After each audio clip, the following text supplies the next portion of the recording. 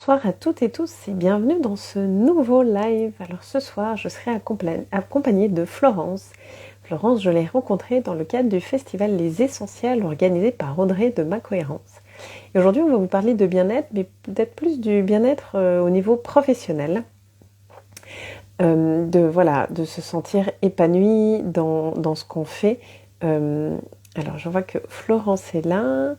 Quelques instants, le temps de faire la connexion. Donc voilà, j'ai rencontré Florence dans le cadre du festival Les Essentiels, mais je ne sais pas pourquoi je n'arrive pas à l'ajouter.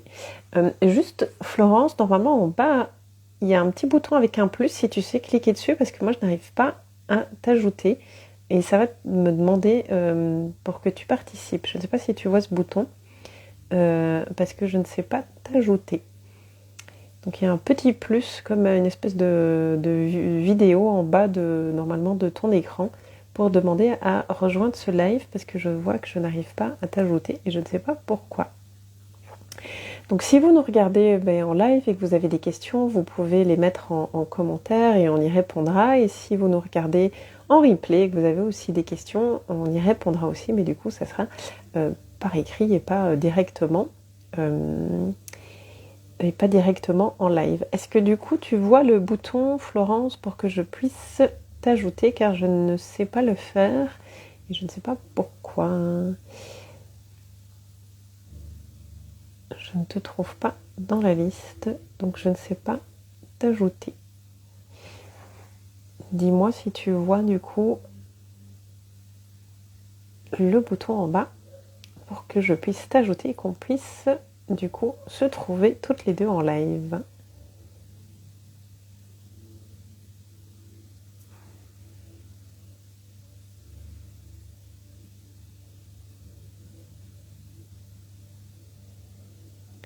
Est-ce que tu vois... Oui, mais est-ce que tu vois le bouton pour cliquer pour rejoindre le live? Ah voilà, parce que je n'arrivais pas à t'accéder. Mais ça y est, on va du coup être en live toutes les deux. Donc je vous disais, Florence, je l'ai rencontrée dans le cadre du Festival des Essentiels organisé par Audrey. Et la semaine prochaine, d'ailleurs, il y aura des tables rondes organisées tout au long de la semaine avec différents intervenants. C'est totalement gratuit. Donc si vous avez envie de vous inscrire, on vous mettra le lien dans les commentaires où vous pouvez directement nous écrire. Donc Florence fait partie d'une des intervenantes. J'ai déjà fait un live aussi avec une autre intervenante, Christelle, et j'en ferai un aussi avec Sylvie demain. Donc voilà, on est pas mal, on est une cinquantaine du coup de femmes qui participons à cet événement. Il y aura aussi après un autre événement de la première semaine du mois d'octobre. Donc voilà, alors quelques instants, le temps que la connexion se fasse, ça prend parfois un petit peu de temps, mais à un moment ça va normalement le faire. Et donc mais on discutait aussi un peu avec Florence que parfois c'est un peu compliqué de trouver sa place dans le monde professionnel, savoir ce qu'on veut. Voilà, ça y est. On... Coucou, Bonsoir Florence, comment vas-tu? ça va bien. Et toi? Très bien, merci. Alors voilà, il a fallu un petit peu de temps, mais on y est. On Ça y y est, est. effectivement. Du coup, je me Est-ce suis mis directement sur le téléphone parce que visiblement sur l'ordinateur, ça passait pas. Peut-être que c'est pour ça que tu t'arrivais pas à me détecter. Donc, C'est pas grave, c'est pas grave. On y est, c'est le principal, c'est le principal. Est-ce que tu as envie peut-être de te présenter brièvement pour démarrer ce live? avec plaisir. Donc, je suis Florence Glouche et je suis coach depuis 2009. Et plus récemment, j'ai choisi de me focaliser sur les personnes, les professionnels conscients, c'est-à-dire que les gens qui ont envie de contribuer à un monde plus positif. Alors souvent, il y a des gens hypersensibles dans les personnes qui viennent me voir pour les aider à passer d'un job où ils s'ennuient, un job qui leur correspond pas du tout, à un job où ils puissent rayonner, s'épanouir et du coup prendre leur place, leur juste place, j'ai envie de dire. Ouais. Oui, quand on est hypersensible, c'est pas toujours évident, je trouve, de trouver sa place, que ce soit dans le monde professionnel, mais de manière aussi parfois générale. On a l'impression que le monde n'est pas adapté à nous et qu'on est un peu, surtout si on ne sait pas qu'on est hypersensible, on a l'impression d'être un peu un extraterrestre sur la Terre. Effectivement, on se demande ce qu'on fait là. Parfois, les personnes se disent, mais c'est pas le monde qui est pas adapté à moi, c'est moi qui suis pas adaptée au monde. Enfin, voilà, certaines personnes peuvent se le dire dans l'autre sens. Et effectivement, en fait, on a tous une place à prendre. Déjà, la place à prendre, c'est dans notre cœur. Et du coup, ensuite, prendre une place dans ce monde. Et en fait, notre place, elle est en tout lieu et à tous les moments. Simplement, ça nécessite parfois de mettre des protections pour pouvoir choisir l'environnement dans lequel on a envie d'œuvrer, et puis mettre des protections pour se choisir. Quand on est hypersensible, on est souvent aussi en pâte. Enfin, c'est ta spécialité, l'hypersensibilité. Et du coup, on a tendance à vouloir privilégier les autres et parfois ça se fait à notre détriment. Donc, choisir sa place, ça se fait, choisir sa place, en tout cas par la voie professionnelle, parce que moi je suis convaincue que la voie professionnelle, c'est une voie de réalisation de soi. On peut aussi s'épanouir, bien entendu, dans la vie perso, et c'est fortement recommandé. Mais vu le temps qu'on passe au travail, et c'est intéressant que ce soit un travail épanouissant. Donc voilà, ça nécessite, voilà, à mon avis, d'abord de faire le ménage sur le subconscient pour reprendre conscience d'un certain nombre de choses, se débarrasser aussi d'un certain nombre de carcans qui nous freinent, pour pouvoir ensuite s'autoriser à rayonner et du coup à œuvrer en prenant sa place. Ouais. Et souvent aussi, ce qui arrive, je sais pas ce que tu en penses, mais quand on est hypersensible, et comme tu dis, on a ce côté empathe, donc on a tendance à mettre les besoins des autres avant les miens, avant les nôtres. Et du coup, souvent, notamment les hypersensibles, ils ont tendance à se déconnecter de leurs rêves, de leurs désirs. Pas qu'ils n'en ont pas, c'est juste que comme à force de faire passer toujours tout le monde avant eux, ben, ils se déconnectent vraiment de leurs besoins profonds et de leurs rêves. Et c'est aussi pour ça où souvent, ben, quand après, notamment avec des burn-out, hein, après on a envie parfois de se reconvertir, mais beaucoup de gens se disent, mais en fait, je sais pas, j'ai pas d'hobby, il y a rien qui me plaît, je sais pas quoi faire de ma vie. Alors là, après, ok, aussi du niveau professionnel, et que c'est important en fait de se reconnecter pleinement à soi pour savoir ce qui nous fait en fait vibrer. Mm. Et parfois, on s'est fermé, en tout cas moi, hypersensible de base, comme les émotions des autres, mes propres émotions et les émotions des autres, je savais pas quoi faire, comment faire avec ça. Du coup, je me suis protégée en me fermant des émotions. Et du coup, en me protégeant, j'ai complètement perdu la connexion avec moi et avec ce qui était important pour moi. Et du coup, je ne savais plus dire ce qui était juste pour moi. Je connaissais pas mes besoins. Et donc, ça a été un cheminement. Alors, moi, j'ai mis des années, mais du coup, dans la méthode, j'ai mis le protocole pour gagner du temps. Parce qu'effectivement, sinon, on peut perdre des années de vie à se chercher, à privilégier les autres. Et puis, on va arriver à la fin de notre vie en se disant, bah, j'aurais dû ou j'aurais pu. Euh, et c'est dommage parce qu'on a tous quelque chose à offrir au monde. Et ne pas l'offrir, c'est priver le monde de ses capacités, de ses dons parfois aussi. Et cette hypersensibilité, elle peut être transformée en force, en tout cas professionnellement. Moi, voilà, cette hypersensibilité, j'en ai fait du coaching et c'est ça qui fait ce qu'apprécient mes clients, c'est souvent que j'ai une écoute et une bienveillance. Alors j'aime pas trop le terme parce qu'il est galvaudé en ce moment. Mais en tout cas, euh, cette hypersensibilité, c'est ce qui fait ma force à la fois dans les coachings et dans les soins énergétiques. Ouais. Et je pense que souvent, quand on est dans l'accompagnement, on a ce côté hypersensible, empathe. Et comme tu dis, du coup, on peut le mettre clairement au service des personnes qu'on accompagne. En plus, souvent, il y a le côté intuitif. Et du coup, on peut clairement aider les gens qui viennent nous voir juste en connectant à son énergie. On a déjà plein d'informations. Alors, le but n'est pas d'influencer, mais de pouvoir parfois guider quand l'autre personne ben, ne voit pas justement tout ce qui est en elle et de pouvoir l'accompagner ben, de la meilleure manière qui soit. Oui, et je suis sûre que tu le fais aussi très bien avec toute l'hypersensibilité dont toi aussi tu fais preuve et que tu as dû toi-même challenger. Comment toi t'as fait pour juguler, pour fonctionner avec cette hypersensibilité? Bah, moi, c'est un peu comme toi, hein. Je pense qu'enfant, je captais aussi énormément de choses, on va dire, de l'invisible et tout, et qu'à un moment, j'ai tout fermé parce que je j'avais pas spécialement, voilà, l'entourage qui me permettait de pouvoir ressentir tout ça. Et bah, en grandissant, l'UNIF et tout, je suis rentrée un peu dans le moule de la société, hein, où voilà, on fait l'UNIF, il faut pas trop ressentir, et j'ai mis comme toi un plein de carapace, ben, jusqu'au jour où j'ai vécu un burn-out. Hmm. Et le burn-out enfin, c'est un cadeau, hein, sur le moment, on ne le vit pas comme ça. Mais Pour le moment, on le sait pas. ouais, c'est ça. Ben, pour moi, ça a été un cadeau parce que je pense que tout le monde ne le vit pas comme un cadeau parce que tout le monde ne va pas faire le travail, justement.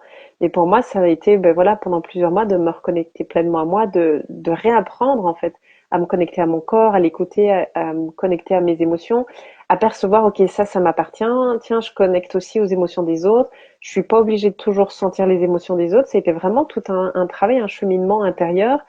Et même après, euh, quand j'ai commencé moi aussi à faire des soins énergétiques, à être voilà dans l'accompagnement, moi, sans le vouloir, les portes sont ouvertes au point où je pouvais ressentir la douleur des gens sans même savoir qu'ils avaient pris rendez-vous et tout. Et là, je me dis, ça, c'est pas vivable. Je suis tout à fait OK de ressentir, par exemple, pendant une séance, si ça peut aider, mais pas de commencer à sentir les douleurs des gens au quotidien. Et donc, ça a été aussi de réapprendre à, OK, j'ouvre, et en même temps, je dose l'ouverture, je vais dire Hmm. ça comme ça, pour dire ok, je suis prête à ressentir quand même pas mal de choses, mais par exemple, j'ai pas besoin de ressentir la douleur des gens. Je suis pas là, je suis pas un martyr. Ça va aider personne de toute façon. Et donc c'est tout un apprentissage aussi que j'ai appris après. Et ça, par contre, je trouve que tu vois, je me suis dit, dans les formations que j'ai faites, on m'a jamais appris, par exemple, alors que je trouve que c'est quelque chose d'important qu'on devrait aussi apprendre. Voilà, quand on fait par exemple des formations en soins énergétiques ou d'autres formations, parce que je me dis, si moi ça m'arrivait, ça doit certainement arriver à d'autres. Donc voilà, parce que comment moi j'ai cheminé Ouais. Moi, j'ai eu là-dedans. la chance d'avoir quelqu'un qui m'a appris à doser et à identifier qu'est-ce qui m'appartient et qu'est-ce qui appartient à l'autre. Et comme toi, moi, quand je fais des soins énergétiques, soit c'est du ressenti, soit c'est des images. Alors souvent des images de vie antérieure, mais en tout cas, quand c'est du ressenti, euh, déjà la première question, c'est est-ce que c'est bien à l'autre personne ou ou est-ce que c'est moi? Et puis la deuxième, quand ça devient trop fort, c'est de dire ok, je dose, je veux bien sentir qu'il y a une douleur et comprendre le message de la douleur, mais je veux pas sentir l'intensité de la douleur. Mhm. Ouais. Ouais. Mais, mais parfois, je trouve que c'est aussi intéressant. Par exemple, je me rappelle une fois, j'accompagnais quelqu'un, il était sous hypnose, hein, donc je donnais la séance d'hypnose et tout d'un coup, j'ai ressenti une énorme peur. Et je me dis, mais c'est bizarre parce que j'ai aucune raison d'avoir peur. Alors, on dirait que ça dure une demi-heure parce que mais dans la tête, ça va très vite. Et je me dis, ok, en fait, ça m'appartient pas, ça doit lui appartenir. Et juste d'avoir pris conscience, ben, moi, je suis restée calme. Et l'instant d'après, il me disait, je sais plus ce qu'il vivait. Et il me disait qu'il avait peur. Mais du coup, ben, moi, ça m'a permis de rester centrée, de me dire, ok, ben, en fait, là, il est en train de traverser la peur. Moi, en restant centrée, je veux pouvoir l'accompagner de la meilleure façon qui soit. Mais du coup, c'est comme si bah, j'étais prévenue juste avant qu'il me le dise. Et c'est aussi ça, je trouve, qui est intéressant parce que du coup, bah, nous, on peut rester dans notre centre et se dire, ok, bah, là, la personne est en train de vivre un moment de peur, c'est ok, bah, tout est ok, la peur, ça se traverse et je peux l'accompagner sans moi basculer dans la peur parce que ça ne servirait à rien et ça ne ferait qu'empirer la peur de l'autre. Donc, je trouve que c'est quand même riche, moi, ce côté hypersensible. Ah bah c'est un cadeau, mais au départ, il est bien emballé quand même, parce que Mm. arriver à sentir bah, quand on rentre dans une pièce qui va bien, qui ne va pas bien, c'est un cadeau quand tu sais quoi en faire. Mais quand tu le prends sur toi, et moi dans mes clients, et j'ai beaucoup de clientes, j'ai surtout des clientes, cette hypersensibilité, elles le vivent d'abord comme un poids. Et tu es bien placé pour le savoir, puisque tu accompagnes aussi des personnes à transformer leur hypersensibilité en force. Et l'idée, vraiment, c'est de transformer le pépin en pépite et voir comment cette hypersensibilité, comment elle peut être mise au service de la personne et au service du monde.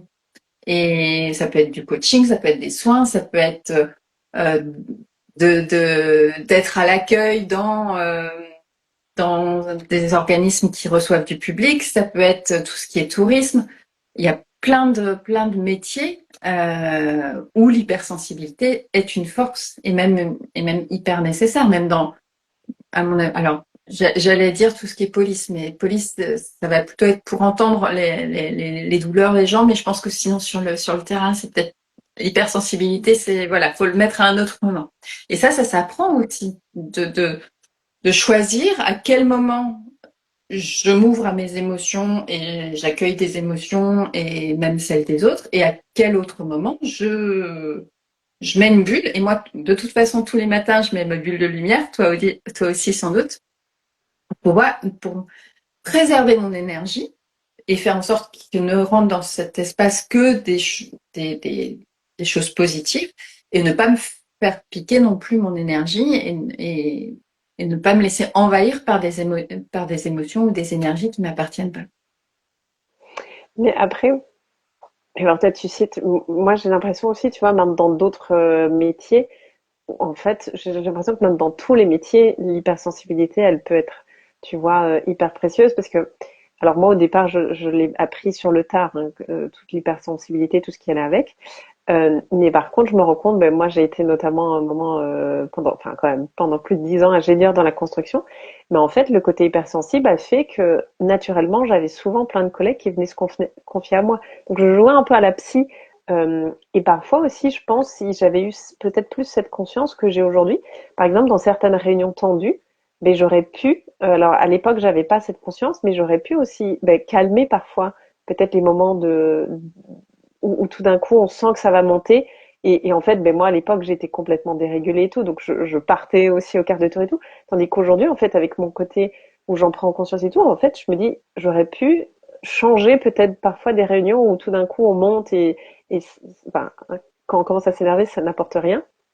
Et je trouve qu'en fait, on peut l'utiliser, peu importe le métier finalement, on peut l'utiliser. Tu as tout à fait raison. À partir du moment où on sait la réguler, où on sait vivre avec, où on la subit pas, mais on l'a transformée en force, ben, c'est un super pouvoir en fait. Et même parfois, euh,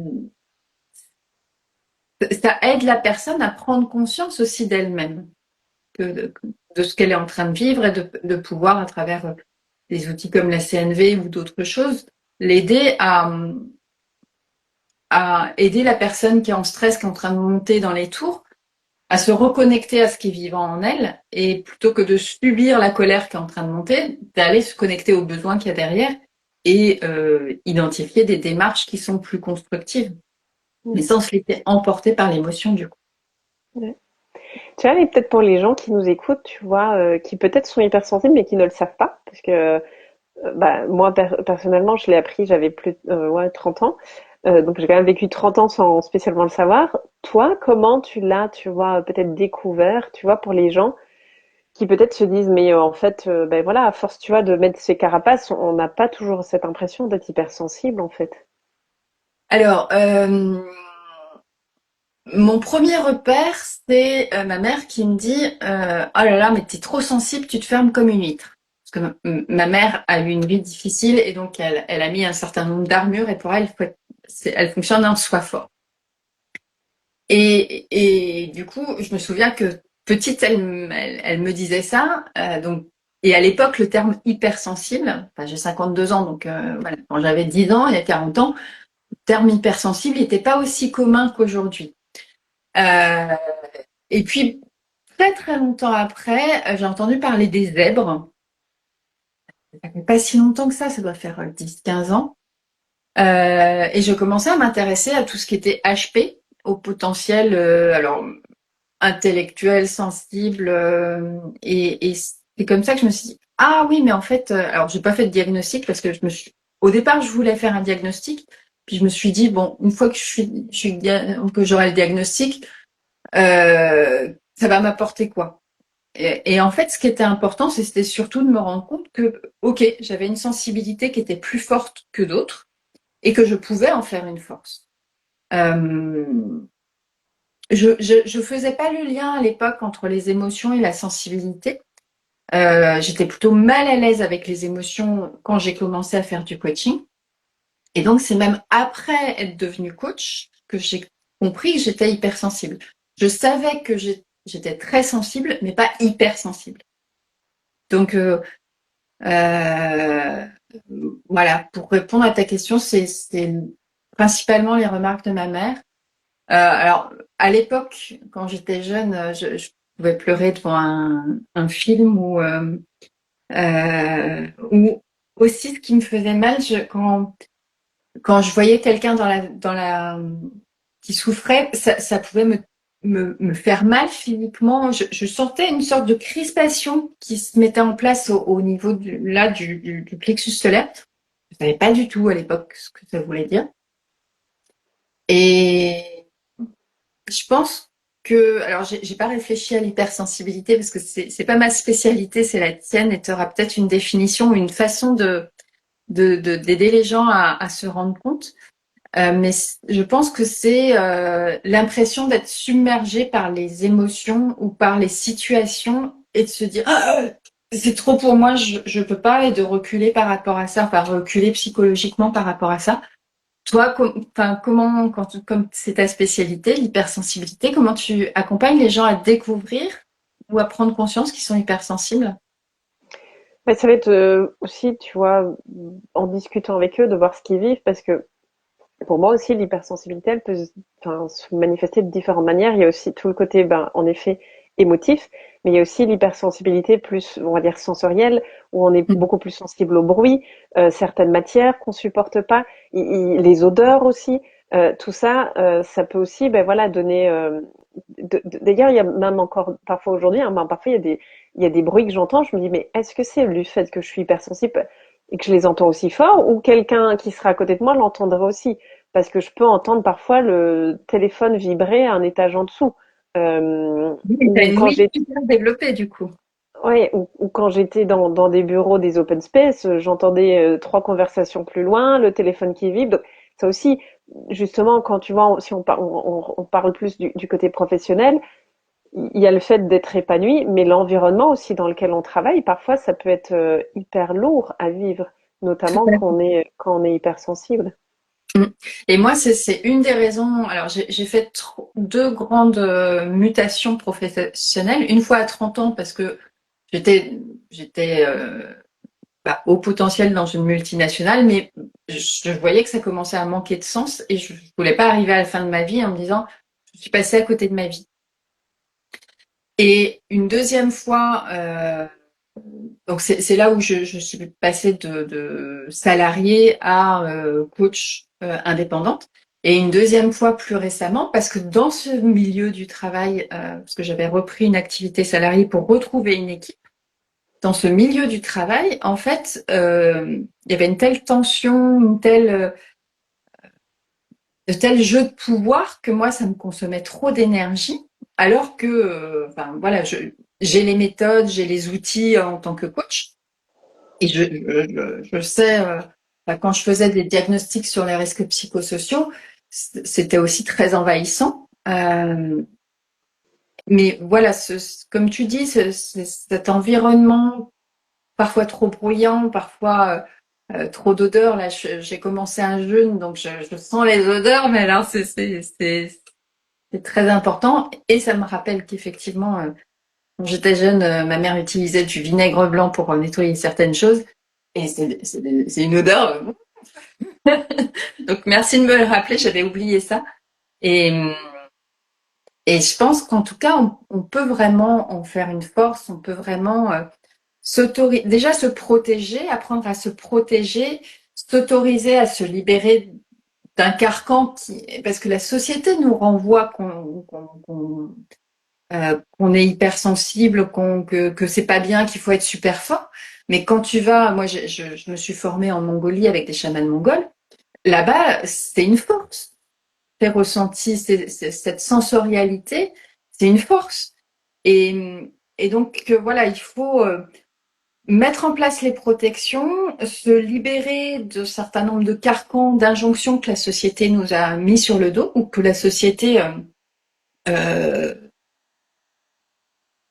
maintient et en fait, c'est à nous de choisir si on accepte ce carcan ou pas, pour ensuite pouvoir vraiment accueillir notre puissance, et voir l'hypersensibilité comme une puissance et pouvoir du coup rayonner, que ce soit dans la vie perso, mais aussi dans la vie pro à travers une activité où c'est vraiment un talent qui est mis au service de la personne et du monde, quoi. Mhm. Et est-ce que je vois l'heure et comme je t'avais dit souvent, j'évite de faire trop long, sinon après les gens n'écoutent pas. Mais peut-être, tu vois, si tu avais un conseil à donner, tu vois, pour les gens qui peut-être aujourd'hui ne sont pas épanouis dans leur travail, qu'est-ce que tu auras envie de leur dire? Euh, Alors, j'ai envie de leur dire deux choses. La première, c'est quand tu vas arriver à 70 ans, à la fin de ta vie professionnelle, voire même à 90 ans, à la fin de ta vie, tout court, plus tard, est-ce que tu seras heureux? Est-ce que tu pourras regarder en arrière et te dire, ouais, j'ai pris ma place, je suis venue sur cette terre et j'ai vraiment incarné ce que mon âme avait envie d'incarner. Et je pars serein ou je pars sereine. Et la deuxième chose, c'est pour pouvoir faire ça, de se reconnecter à son subconscient. Le subconscient, en fait, il passe par le corps. Et la force de l'hypersensibilité, c'est de pouvoir être vraiment à l'écoute de son corps. Même si on a mis des armures pour se protéger de ses ressentis, voilà, en se reconnectant au subconscient, en apprenant à écouter notre boussole intérieure, eh ben, on va pouvoir s'ouvrir vers ce qui est juste pour nous et pouvoir prendre notre place tant dans la vie perso que dans la vie pro et du coup avoir un alignement pro-perso et rayonner. Ouais, c'est c'est super. Et justement, toi, tu seras à la table ronde, c'est de jeudi, je pense, hein, sur Oui. le côté pro. Donc, comme je disais, la semaine prochaine, il y a tout le festival Les Essentiels organisé par Audrey de Ma Cohérence. Et donc, Florence, elle sera à la table ronde de jeudi qui parlera du côté professionnel. Et moi, je serai à la table ronde du vendredi qui, elle, sera plus axée sur être bien dans son corps. Donc voilà, c'est un événement 100% gratuit que je vous conseille de rejoindre parce qu'il y a plein de belles personnes qui seront là. Vous allez avoir plein d'infos. En plus, c'est 100% gratuit, donc profitez-en. On mettra les infos en commentaire si vous avez envie du coup de vous inscrire. Est-ce qu'il y a quelque chose que tu as envie peut-être d'ajouter pour terminer, Florence? Eh bien, je voudrais te remercier de m'avoir invité dans ce live que je découvre. Je découvre le live Instagram. J'avais déjà fait d'autres lives, mais pas version Instagram. Donc, merci pour cette découverte. Et puis, Avec merci plaisir. aussi de ce que tu fais pour aider les gens à faire de l'hypersensibilité une force. Alors, tu utilises peut-être d'autres mots, mais en tout cas, merci de faire en sorte que les personnes elles passent d'une douleur à une puissance, en transformant l'hypersensibilité en force. Voilà. Et Avec plaisir. Merci à toi aussi d'avoir accepté l'invitation et du coup d'avoir fait ce premier live avec moi. Merci aussi voilà, pour les partages et notamment les conseils qui ont pu être transmis pour voilà, les personnes qui nous écoutent. Et comme je disais aussi, voilà, si vous avez des questions, vous pouvez nous les mettre en commentaire et on y répondra. Avec plaisir. En tout cas, merci beaucoup, Florence. Je te souhaite un bon jeûne aussi, parce que c'est aujourd'hui le premier jour, je pense, sans nourriture solide. Donc, bon exactement. jeûne. Ouais. Et on se retrouve du coup, voilà, pour ceux qui seront inscrits, jeudi avec Florence et vendredi avec moi pour les tables rondes. Enfin, il n'y aura pas que nous, du coup, on sera nombreuses. Mais voilà, comme ça, vous pouvez nous rejoindre la semaine prochaine. Merci Florence et Merci à bonne toi, soirée à Sophie. tout le monde. À Bonne bientôt. soirée à tous. À bientôt.